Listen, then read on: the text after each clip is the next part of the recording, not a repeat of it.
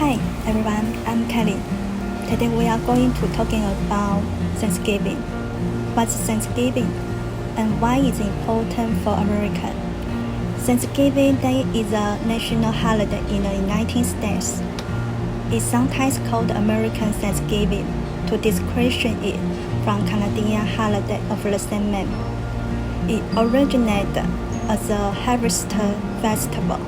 To this day, the centerpiece of Thanksgiving celebrations remains Thanksgiving dinner. The dinner traditional consists of foods and dishes indigenous to the American, mainly turkey, potatoes, stuffing, squash, corn, green beans, cranberries, and pumpkin pie.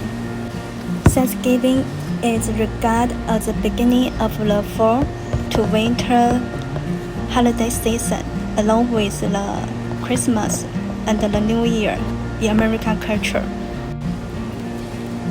We are gonna do something interesting DIY made from ribbon to celebrate Thanksgiving. Hope you will like it. Let's go to see a video.